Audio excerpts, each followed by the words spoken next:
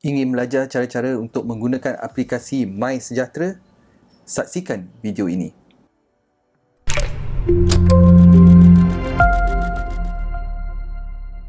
Hai, nama saya Norman. Hari ini kita akan belajar cara-cara dan apa manfaat menggunakan aplikasi MySejahtera. Alright guys, seperti biasa, untuk download MySejahtera, aplikasi MySejahtera, you all just need to pergi ke Play Store. Okay, untuk iOS pergi ke App Store. So kita type MySejahtera, MySejahtera,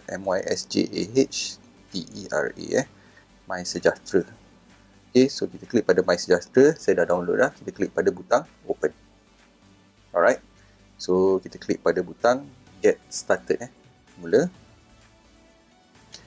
Okey, pendaftaran berkenaan dengan MySejahtera ni ada dua cara. Okey, kita boleh menggunakan mobile phone, maksudnya nombor telefon bimbit kita, nombor telefon kita, atau menggunakan email, dan kita perlu masukkan kata laluan. Okey, untuk pendaftaran, kita klik pada butang, bukan pada butang sign in, tetapi kita klik pada butang register here. Okey, kita klik pada butang register here. Klik. Okay, yang mula-mula apa yang patut kita buat berkenaan dengan bahasa. Kalau kita tak nak dalam English, kita klik pada butang di atas. Okay, kita tukar pada bahasa Malaysia. So, kita tukar pada bahasa Malaysia. Okay, so kalau menggunakan nombor telefon, dah ada dah. Kita perlu masukkan nombor telefon kita. Sebab kod dah dimasukkan, pastikan kod tu betul. Okay, 60 dah ada. So, kalau contoh macam nombor telefon 012-345678. So, kita letak 12 je. Tak perlu letak yang nombor kosong tu. Okey, lepas tu kita klik pada butang I am not a robot. Kalau kita ingin menggunakan email, kita klik pada, kalau nampak yang link di bawah yang kecil tu, kita klik pada butang email. Okey, so terpulang pada you all yang mana satu you all nak guna. Okey, so kalau kita nak klik menggunakan email, kita klik pada butang email, dia akan bertukar kepada alamat email.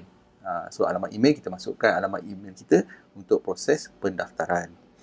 Okey, so untuk exercise ni saya akan tunjukkan macam mana menggunakan nombor telefon ya. So saya letak dah 60 dah letak. So contoh nombor telefon saya masukkan. Okay, selepas kita dah masukkan nombor telefon, kita klik pada butang I am not a robot. Okay, I am not a robot ni adalah satu sistem verifikasi oleh Google. So kita verifikasi CAPTCHA ni, kalau tak silap saya daripada Google. So untuk memastikan kita betul-betul manusia yang tekan dan bukan robot yang tekan So kita perlu menjawab soalan. So contoh macam untuk soalan saya, dia akan soalan yang secara rawak dia akan tanya. Okay, buses, so kalau ada tak gambar bas? Kalau ada gambar bas, kita klik pada butang. Kalau tak ada, kita klik pada butang skip. So kalau dah okey dah, dia akan tick pada butang right. Okay, seterusnya kita klik pada butang daftar. Seterusnya, okay, MySejahtera akan menghantar satu OTP atau hantar satu SMS dengan kod tu. So kita ada lebih kurang 5 minit. Okay, kita kena tunggu. SMS tu akan memberikan kita satu kod. Macam contoh TAC punya account bank kita tu, lebih kurang je macam tu.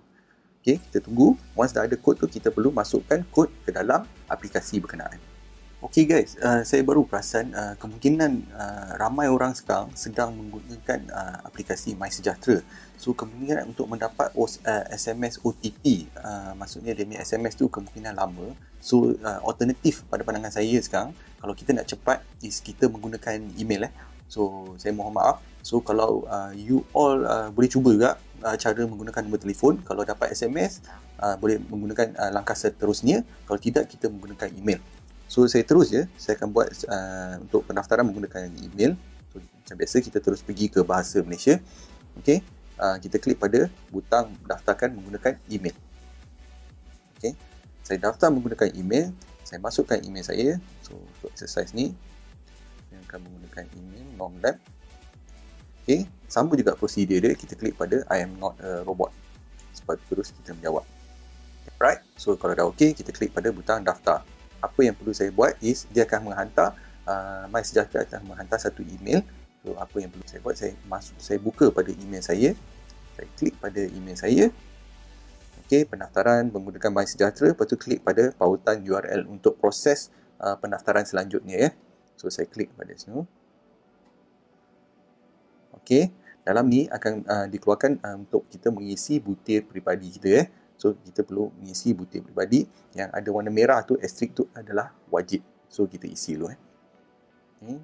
So nama pengguna, Nama pengguna tu tak boleh edit sebab kita menggunakan email. Kita letak nama penuh kita. Okay, selepas kita dah isi dah, kita klik pada butang seterusnya. Okey, langkah yang kedua adalah untuk memasukkan kata laluan atau kita punya password. Okey, cuma untuk makluman you all, untuk condition untuk membuat langkah kita punya kata laluan adalah mempunyai 6 angka, mesti mempunyai 6, and then tidak mempunyai maksimumnya ada 25. So 25. So more than 25 words tu dah tak boleh. So kita minimum adalah 6. Setelah siap, kita klik pada butang sahkan. Okey, so selepas disahkan, kita perlu klik pada pautan untuk kita punya email. Kita buka balik daripada pautan tu ke aplikasi MySejahtera. Alright, so dah isi dah. So apa yang perlu kita buat adalah kita buka balik aplikasi MySejahtera tu. Okey. So dalam buka MySejahtera ni, kita perlu masukkan email yang kita daftarkan. So saya akan masukkan email yang saya daftarkan. Okay, kita dah masukkan informasi tu, kita klik pada butang sign in. Okay, sign in. So dalam ni merupakan user guide. So you all take your time dulu, boleh membaca. Okay, things to know, contoh beritahu berkenaan dengan apa yang kita boleh dapat dengan menggunakan aplikasi MySejahtera. So once dah sampai dah, kita perlu klik pada thank you for your registration, kindly complete your health assessment for ni. So saya klik pada butang OK. Alright. So aplikasi ni bantu kita untuk melaksanakan penilaian kesihatan our own kita punya own condition ni, perform your daily health assessment kita Alright. So kalau kita lihat balik, kita ada things to do. Okay, kita tengok things dulu. Okay, yang pertama apa yang perlu kita buat. So kita boleh menjawab soalan-soalan yang berikut. So kalau kita ada ke tak berapa simptom-simptom ke apa ke, kita boleh jawab. Okay, kalau tak ada simptom, pernah tak travel kita di luar negara? So untuk saya tidak, kan. Okay, close contact kepada orang yang berhubung rapat yang ada positif, kes positif. Okay, kalau ada ke tak, cakap no. Pernah tak pergi mana-mana ke tempat yang ramai orang melibatkan banyak perhimpunan awam yang ramai melibatkan? No. Okay, saya klik pada butang submit. Okay, so kalau kita lihat balik dalam aplikasi ni tersebut, terdapat juga statistik yang melibatkan daripada apa yang dikeluarkan oleh KKM. So kita boleh lihatlah jumlah kes sembuh, okay, kes keseluruhan, kes kematian, kes aktif. So macam-macam kita boleh lihat dengan aplikasi MySejahtera. Dan di kanan sekali tu kalau kita lihat adalah kita punya profil. So profil kita, dia akan beritahu kita lah risiko kita tinggi ke, medium ke atau rendah. Macam contoh bila saya menjawab soalan berkenaan, dia akan beritahu saya punya risiko adalah rendah. Okay. So ini adalah contoh-contoh kita boleh tukar. Kalau kita nak tukarkan kita punya setting, kita klik pada butang bahagian kanan sekali tu. Okay. Okay, terdapat macam kita nak tukar password, kalau kita nak tukar bahasa. So contoh kalau kita nak tukar bahasa, kita klik pada change language, kita ambil bahasa Melayu dan kita klik pada save. Okay, kalau kita lihat balik kenapa kita disarankan untuk menggunakan aplikasi MySejahtera ni So aplikasi MySejahtera ni we call it macam contact tracing. So contact tracing ni untuk mengetahui kalau kita berada di kawasan-kawasan yang telah berlakunya kes berkenaan. Okay, saya takkan cakap dengan kes tu sebab YouTube ni kadang-kadang dia akan flag bila kita cakap perkataan tu So saya nak ambil kes berkenaan, jangkitan berkenaan. Okay, so macam mana kita nak tahu? So cara kita nak buat adalah kita klik pada untuk menu utama. Kita klik pada menu utama. Okay, kita klik pada aktiviti adalah pengesan hotspot. Pengesan hotspot. Contoh salah satu kita klik pada pengesan hotspot. So bila saya klik pada pengesan hotspot ni, dia akan mengambil MySejahtera ni akan menggunakan lokasi kita dan berbanding dengan ada tak berlaku kes-kes yang telah berlaku di kawasan lingkungan kawasan tu dalam radius yang berkenaan. So dekat sini dia dah tulis kat situ, hi Norman, terdapat kes jangkitan dalam lingkungan 1 km daripada lokasi anda yang dilaporkan dalam masa 14 hari. So kita sebagai pengguna kita kena lebih berwaspada lah. We have to be precaution. So this app ni sebenarnya membantu kita untuk be precaution semasa jangkitan ni berlaku So once kita dah tahu dah, kita boleh juga menggunakan carian. So contoh saya nak menggunakan carian, saya cari di Sri Damansara. Okay, Sri Damansara. Saya klik pada Sri Damansara, saya klik pada mungkin saya ada tak Sri Damansara, Bandar Sri Damansara, ada ke tak?